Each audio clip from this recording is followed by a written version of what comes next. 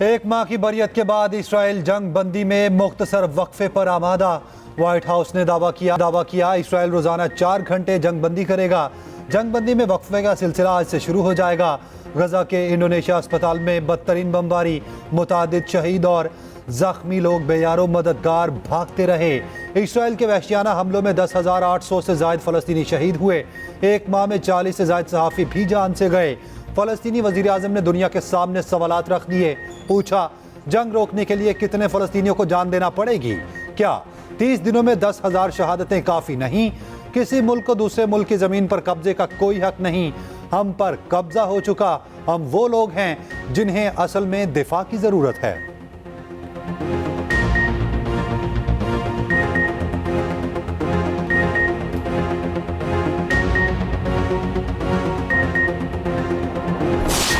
Israel फिरौन के नक्शे कदम पर चल रहा है। निगरान वज़ीर आज़म अनवारुल हक काकड़ का क़सा में फौरी जंगबंदी का मुतालबा। ताशकंद में इक़्तिसादी ताउन तंजीम के इजलास में क़सा में जारी बरक़ियत की मज़म्मत। कहा, ECO के तमाम मुमालिक गजा में जंगबंदी के लिए किरदार अदा करें। पाकिस्तान में सरमायाकारी के वसी मौक़े मौजूद हैं। वज़ीर आज़म का दौरा मुकम्मल, इस्लामाबाद वापसी।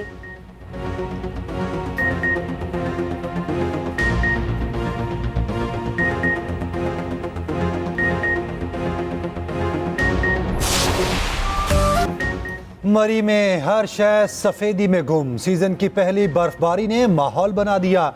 नथिया गली में भी सफेद मोतियों की बरसात। इस्लामाबाद और रावलपिंडी में ओले पड़े। मरी रोड यालाबारी के बाद सफेद हो गई। बालाकोट में भी बादल जमकर बरसे। नारायण और कागान के पहाड़ों पर बर्फबारी। आज़ाद कश्मीर की वादियां भी बारिश के बाद निखर गईं। सर्दी की शिद्दत में इजाफा। बाबूसर टॉप बर्फबारी के बाद ट्रैफिक के लिए बंद। बटाकुंडी में भी सीजन की पहली बर्फबारी। गलियात में यालाबारी से मौसम ठंडा ठार। चित्राल की वादियों के नज़ारे भी देखने वाले। सवात के पहाड़ों ने भी सफेद चादर ओढ़ ली।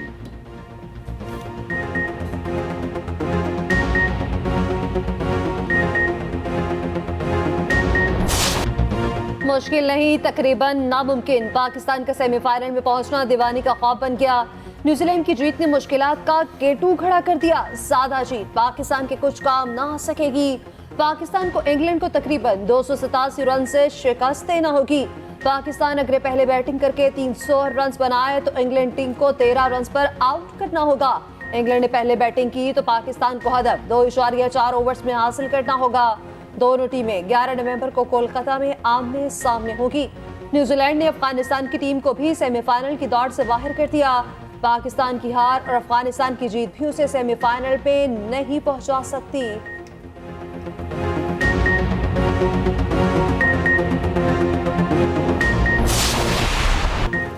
न्यूजीलैंड की सेमीफाइनल में जाने की राह हमवार। श्रीलंका को अहम मैच में 5 विकेटों से शिकस्त दे दी। 172 रन का हदफ 23.2 ओवर्स में पूरा कर लिया।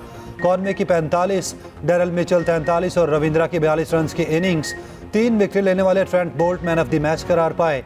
10 पॉइंट्स के साथ टेबल पर चौथी पोजीशन बरकरार। रन रेट भी 0.743 हो गया। पाकिस्तान का नेट रन रेट 0.036 है।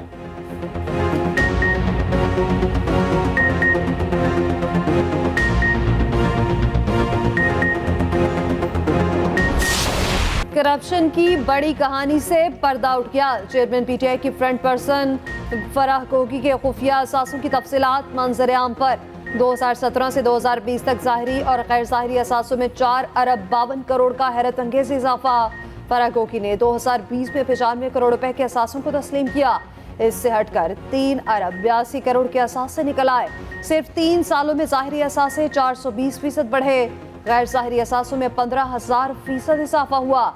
तमाम असासे फराह गोगी की जाती मलकियत निकले। शौहर एहसन जमील गुजर और रिश्तेदारों के असासे अलहदा हैं।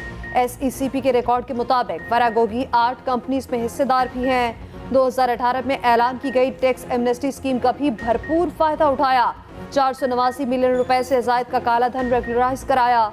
तहकीकात में फराह और उनके शौहर के 102 बैंक अकाउंट सामने आ गए। मालियत 14.5 अरब रुपए है।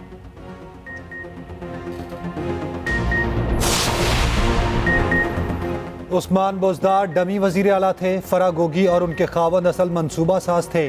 पंजाब में डीपीओ से पटवारी तक ट्रांसफर पोस्टिंग का शेयर जाता था। रहनुमा नून लीग अता तारड़ के इल्जामात। कहा फराह गोगी पकड़ी जाती तो फर बोलती। चेयरमैन पीटीआई ने फराह गोगी की करप्शन में सहूलतकारी की।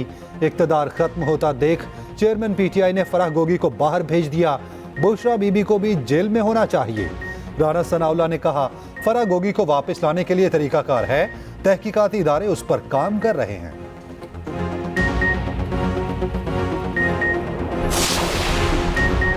चेयरमैन पीटीआई हमें रियासती मदीना बनाने का बताते थे। घर में फराह गोगी जाती तिजोरियां भर रखी थी। इस्तेहकाम पाकिस्तान पार्टी के मरकजी रहनुमा अली मकान कहते हैं जिस डीआईजी ने बेईमानी के माल का बताया उसे रातों रात तब्दील कर दिया गया।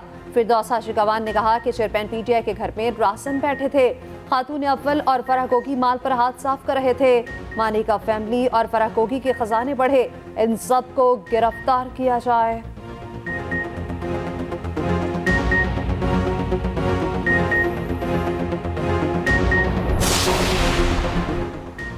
पंजाब में नाफिज जुज़वी लॉकडाउन में तब्दीली। लाहौर समेत स्मॉग से मुतासरा अजला में आज कारोबार खोलने की इजाज़त। हफ्ते और इतवार को मुकम्मल लॉकडाउन होगा। पाबंदी वाले तमाम दिनों में शादी हॉल्स खुले रहेंगे। Medical store, petrol pumps, bakeries, grocery stores, सब्जी और गोश्त की दुकानें खुली रहेंगी। सड़कों पर ट्रांसपोर्ट भी चलेगी। मैन्युफैक्चरिंग के लिए तमाम सन्नतें खुली रहेंगी। फैक्ट्री आउटलेट्स और सेल पॉइंट्स मुकम्मल बंद होंगे। रेस्टोरेंट से सिर्फ होम डिलीवरी की इजाज़त होगी। लाहौर में ट्रैफिक को महदूद तरीन किया जाएगा। तमाम टेकअवेज मुकम्मल बंद होंगे। तफरीही मकामात, सिनेमा घर, थिएटर और जिम चारों दिन बंद। 10 से 12 नवंबर तक तमाम बैंक्स बंद रहेंगे। सरकारी और निजी दफातर, तालीमी इदारे और पार्क्स भी बंद रहेंगी। कमिश्नर लाहौर की जुम्मे को ताजरों से रजाकाराना कारोबार बंद करने की अपील। स्मार्ट लॉकडाउन के दौरान सेफ सिटी कैमरों से मॉनिटरिंग होगी। बागों का शहर धुएं में गुम हो गया। लाहौर दुनिया का आलूदा तरीन शहर बन गया। फिजाई आलूदगी में शहर का दूसरा नंबर।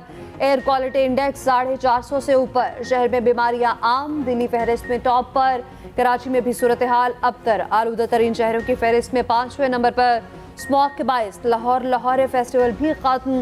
फेस्टिवल ने 15 नवंबर तक जारी रहना था। बदतरीन स्मॉग के बायस पंजाब हुकूमत ने आगे वाले तमाम प्रोग्राम मनसूख कर दिए। स्मॉग का बड़ा सबब बनने वाले तमाम तरक्याती काम अब तक जारी हैं।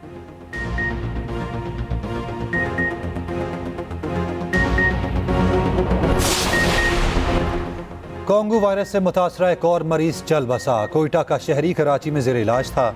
मजीद एक मरीज को कराची मुंतकिल कर दिया गया। कोयटा में कोंगू वायरस के 16 में से 2 मरीज सेहतयाब डिस्चार्ज करके घर भिजवा दिया गया। कराची में भी एक शख्स में कोंगू वायरस की तस्दीक। अस्पताल में जेर इलाज, हालत खतरे से बाहर।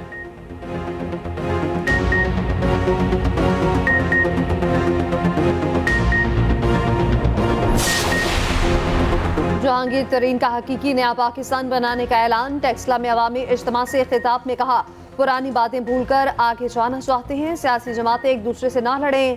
कोशिश करेंगे हक के लिए आगे बढ़ें। पहले अवाम का सोचेंगे।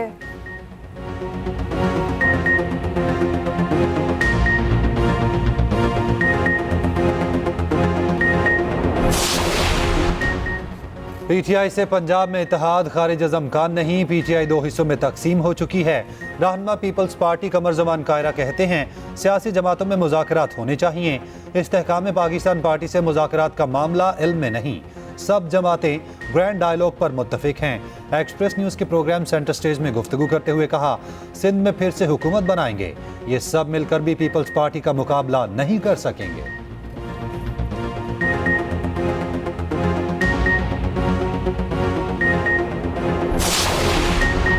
मुस्लिम लीग नून के सिंध में सियासी राब्ते तेज। लीगी वक्त 11 नवंबर को मुत्तहदा के मरकज बहादुराबाद जाएगा। साद रफीक, अयाज सादिक और बशीर यमन शामिल होंगे। इंतखाबी इत्तेहाद के लिए कमेटी के क़याम पर बातचीत होगी।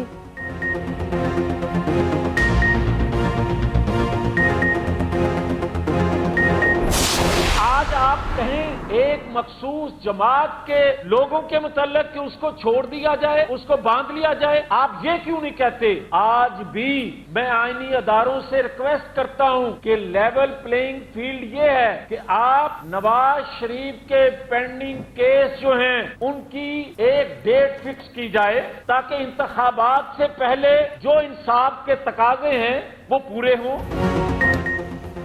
आरिफ अलवी 9 में वाकयात की मजम्मत क्यों नहीं करते? आज भी आप इकरार करते हैं चेयरमैन पीटीआई के वर्कर हैं। अगर कोई 9 मई के पौधे की परवरिश करना चाहता है तो ये गलत है। रहनुमा नून लीग जावेद लतीफ ने सदर को निशाने पर ले लिया, मुतालबा किया आम इंतखाबात से पहले नवाज शरीफ और चेयरमैन पीटीआई को इंसाफ दिया जाए, पता चले कौन मुल्क का खैर खां है। कोई मुजरिम है तो सजा मिलनी चाहिए। ये भी कहा वजीर आजम जियाला होगा या मतवाला, ये किसी की ख्वाहिश तो हो सकती है, असल पता इंतखाबी नताइज के बाद मालूम होगा। राणा सनाउल्लाह बोले नवाज शरीफ आइंदा इंतखाबात में हिस्सा लेंगे। नवाज शरीफ जल्द चौधरी शुजात समेत सियासी कायदीन से मिलेंगे। आसिफ जरदारी का हक है लाहौर के वजीर आजम का रास्ता रोकें। -9 मई करके पीटीआई अरकान से बातचीत के लिए तैयार हैं।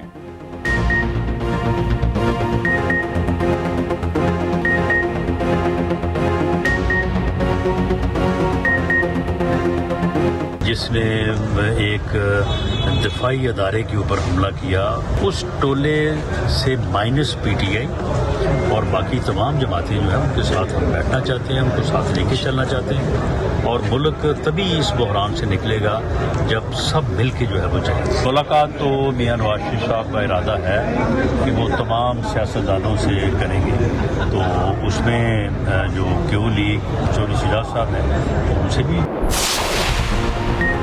निगरान वज़ीर आला सिंध और सूबाई वज़ीर सेहत आमने सामने। तर्जुमान वज़ीर आला सिंध का कहना है मकबूल बाकिर के दौरों से साबित हुआ वज़ीर सेहत डॉक्टर साद खालिद नियाज अस्पतालों को बेहतर करने में बुरी तरह नाकाम रहे। वो साथ ही डॉक्टर्स के साथ दुश्मनियां निभाने में मसरूफ रहे। इजलासों को इसलिए मुलतवी करवाया कि उनकी नाकिस कारकर्दगी का जायजा न लिया जा सके। निगरान वज़ीर सेहत की जुबान कोई मुहसिब या पेशेवर डॉक्टर इस्तेमाल करने का सोच भी नहीं सकता। उनकी गलत बयानी और बेहूदगी से ज़ाहिर है कि झूठ की कोई बुनियाद नहीं होती।